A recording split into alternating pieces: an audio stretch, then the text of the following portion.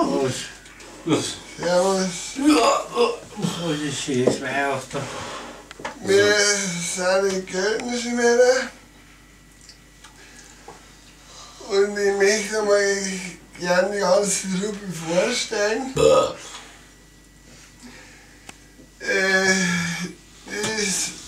ist ein Gruxi.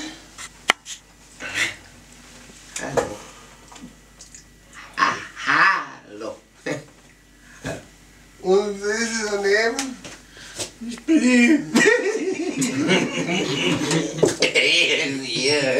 Das ist der Reine. Das bin ich. Und dann kommt der Milch. Saubere Schleife. Haben wir einen Mann rein. Das ist der Mann. Prost.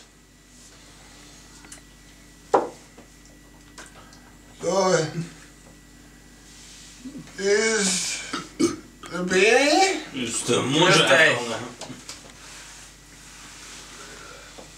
Das ist der Hannes. Ja, ziehen wir schon oder was? Hannes. Und das da vorne ist der Jürgen. Servus. Ja, grüße.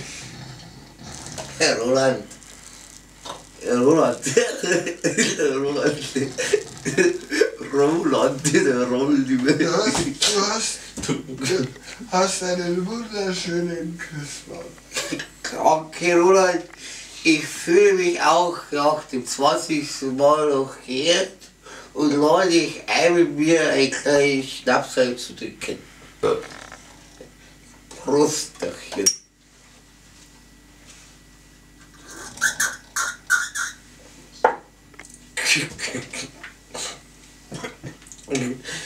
Weil ich zur kurzen Erklärung haben wir heute hier,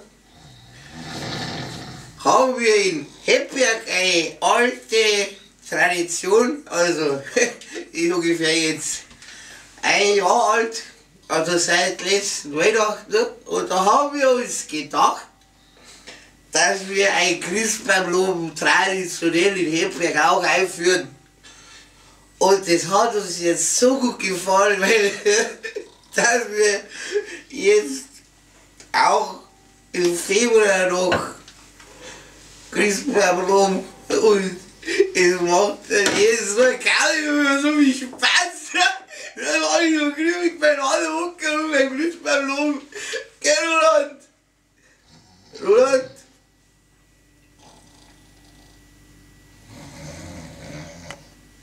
Jetzt halt Licht aus.